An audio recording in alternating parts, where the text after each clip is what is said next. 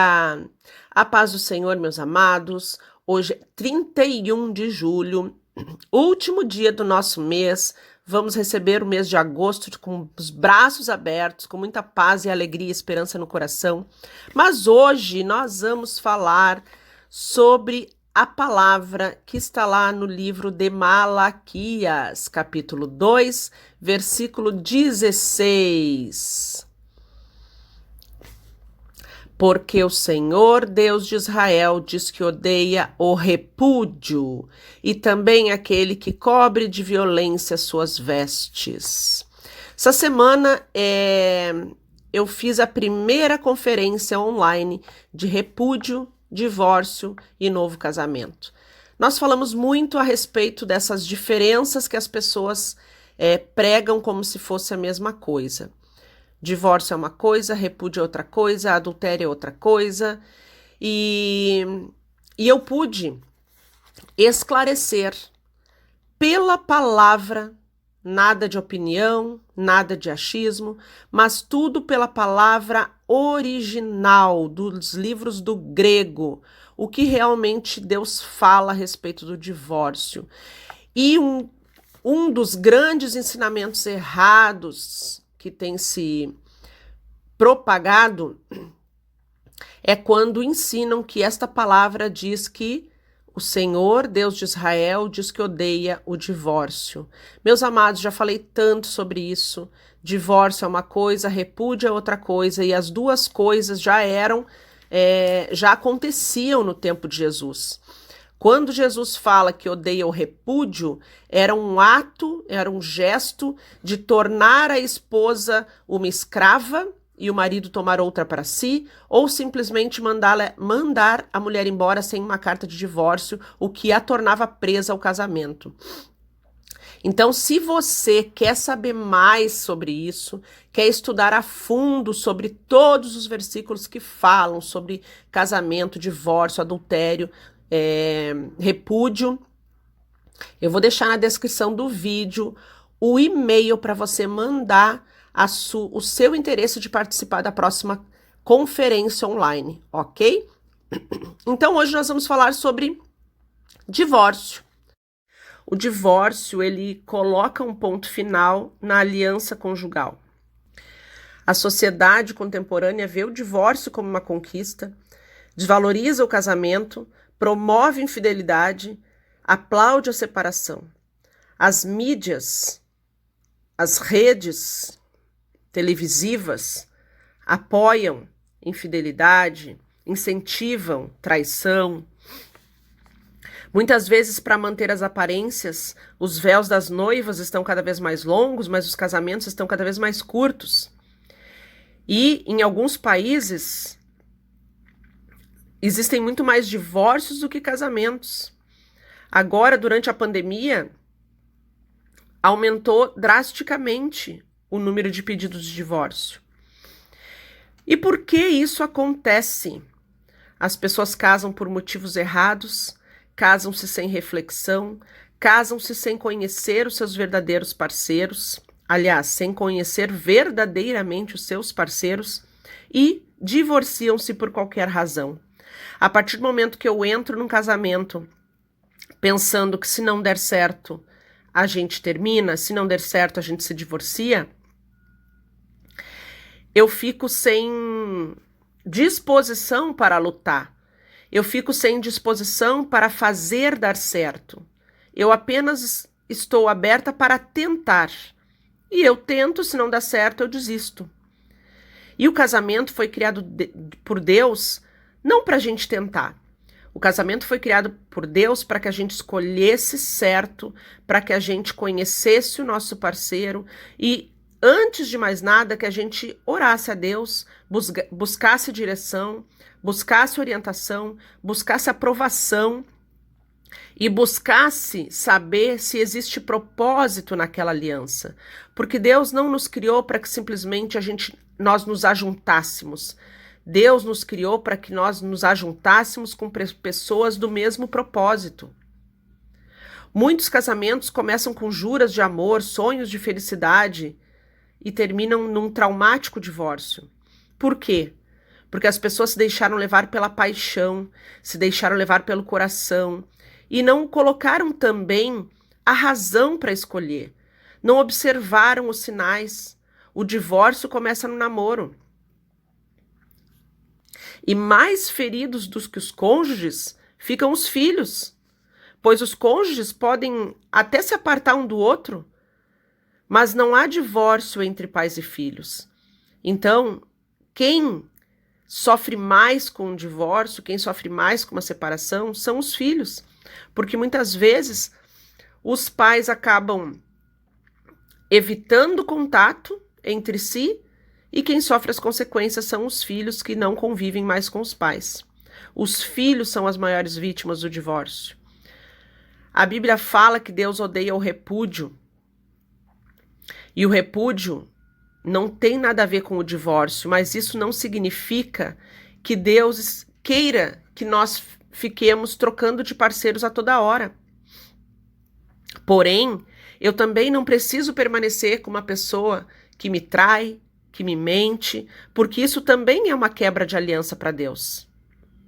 Deus quer que você cumpra os mandamentos, mas Ele também quer que o seu marido cumpra os mandamentos, sendo fiel, te respeitando, te amando, sendo o sacerdote do lar. Então, para um casamento dar certo, os dois precisam fazer dar certo. E você até pode começar a luta pela restauração sozinha, mas precisa entender que ninguém tem o poder de forçar ninguém a ficar conosco. Deus nos deu o livre-arbítrio. Nós perdemos o livre-arbítrio, entre aspas, quando nós entregamos a nossa vida a Deus. Quando nós entregamos a nossa vida a Deus, o que prevalece é a vontade de Deus e não a nossa. Mas até que a pessoa se converta, ela faz as escolhas dela e cada um de nós vai responder pelas nossas escolhas. Isso também está na palavra. Eu não sou responsável pela escolha do outro. O outro não é responsável pelas minhas escolhas. Cada um vai responder pelas suas escolhas. É claro que o perdão é muito melhor do que o divórcio.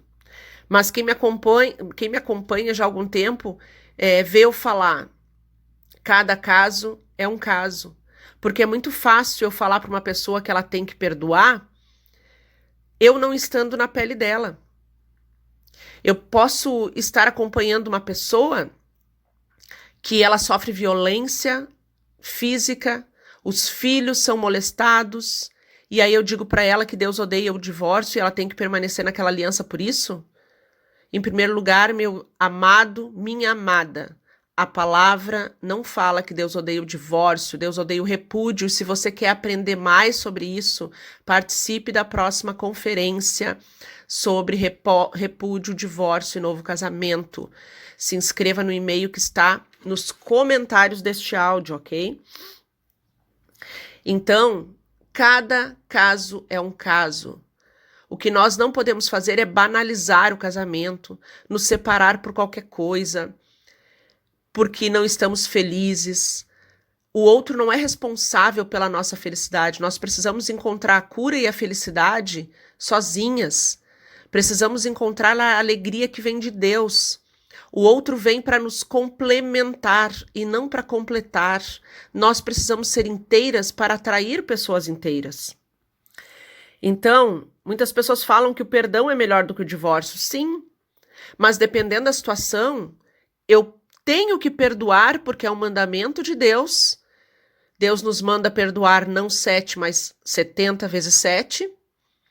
Mas eu não preciso conviver naquela situação, expondo, prejudicando até mesmo a minha integridade física e integridade física dos meus filhos.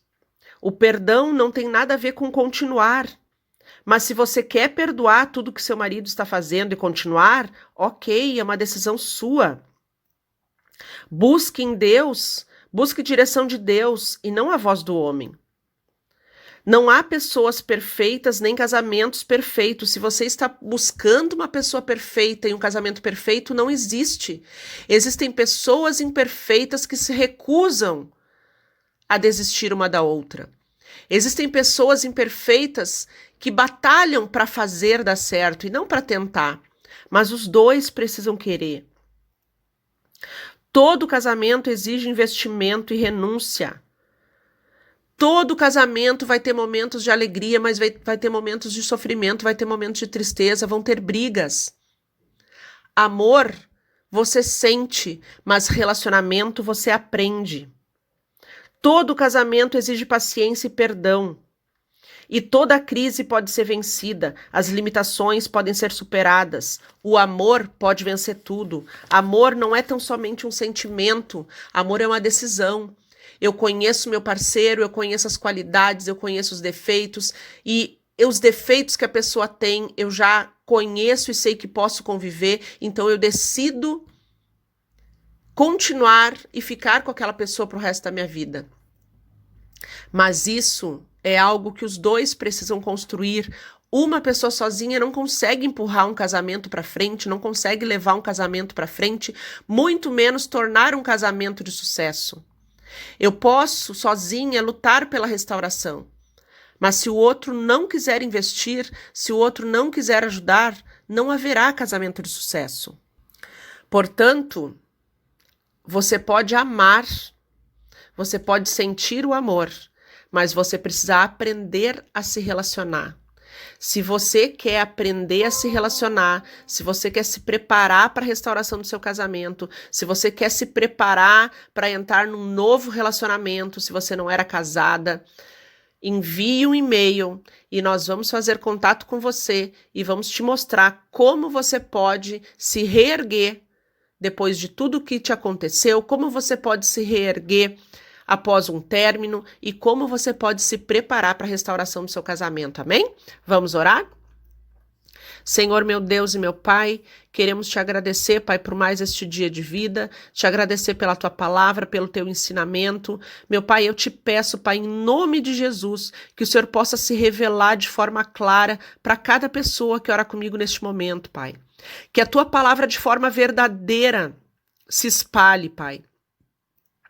Existem tantas traduções que foram alteradas, tantas traduções que tiveram as palavras modificadas, tantas traduções que retiraram palavras da tua boca e tantas traduções que colocaram, acrescentaram palavras na tua boca, Pai.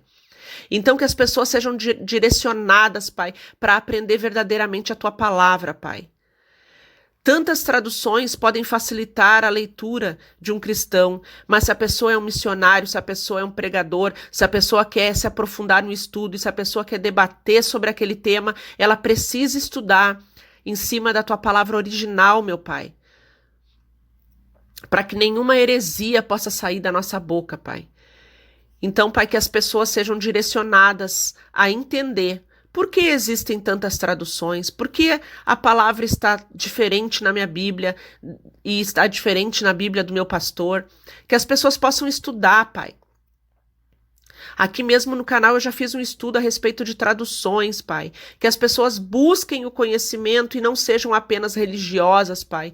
Que as pessoas possam se desprender de alianças que estão trazendo sofrimento, que estão trazendo dor, que estão trazendo agressão, meu Pai. Que elas possam entender que o Senhor não está obrigando elas a permanecerem numa aliança que está trazendo este tipo de dor, Pai. Mas que o Senhor não quer que o casamento seja banalizado. O Senhor quer que o casamento seja feito com uma escolha inteligente. O Senhor quer que as duas pessoas lutem juntas e não apenas uma pessoa fique lutando para fazer dar certo, Pai. Que as pessoas possam te conhecer verdadeiramente e conhecer a tua palavra como um todo e não se apeguem apenas a um versículo e ainda um versículo de forma errada, meu Pai. E neste momento eu também quero orar, Pai, para que o Senhor venha restituir as famílias que foram desfeitas, a restaurar as famílias que foram desfeitas, Pai. Visita cada lar, Pai, cada pessoa que ora comigo neste momento, Pai. Pela fé dela, Pai, que o Senhor possa vir a restaurar a família dela, que o Senhor possa trazer cura, que o Senhor possa trazer libertação, que o Senhor possa libertar essa pessoa em todas as áreas da vida dela, Pai. Libertar essa pessoa espiritualmente, emocionalmente, libertar essa pessoa, Pai, da religiosidade, libertar essa pessoa, Pai, do julgamento. Libertar essa pessoa, Pai, de todo e qualquer vício, em nome de Jesus, Pai. Tanto a pessoa que ora comigo, quanto esse marido que foi embora, Pai, que ele seja liberto em nome de Jesus, Pai. Que ele possa voltar uma pessoa transformada, de acordo com a tua vontade. Se existe propósito, Pai, nessa aliança, eu te peço em nome de Jesus, que o Senhor faça a tua obra, que o Senhor transforme essas pessoas e que o Senhor possa unir novamente. Mas também que haja entendimento, Pai, que restauração de Deus é uma coisa, mas volta é outra coisa. Então dá inteligência, Pai. Faz as pessoas buscarem o caminho para que possam identificar a diferença da volta e da restauração, para que as pessoas possam se preparar para receber seus maridos de volta e não abram a porta por qualquer motivo, meu Pai. E eu quero te agradecer, Pai, por ter transformado a minha vida e ter me tornado um instrumento para ajudar essas mulheres, por toda a experiência, por tudo que eu passei. O Senhor me mostrou o caminho, o Senhor me deu a direção e o Senhor está permitindo que eu crie formas e ferramentas de ajudar essas pessoas. Mas eu só posso ajudar quem quer ser ajudado. Eu só posso ajudar quem me procura pedindo ajuda. Então eu te peço, Pai, entra no coração dessas pessoas, entra na mente dessas pessoas e direciona qual o próximo passo que essa pessoa precisa dar em busca, na direção da sua melhor versão, na direção da sua restauração pessoal em primeiro lugar e na direção da restauração do casamento dela. Queremos te pedir perdão, Pai, perdão pelos nossos erros, perdão pelos nossos pecados e que renove as nossas forças, renove a nossa fé e nos torne pessoas mais agradáveis aos teus olhos. É o que eu te peço e te agradeço em nome de Jesus. Amém. Amados, tenham um dia abençoado em nome de Jesus e até amanhã. Tchau, tchau.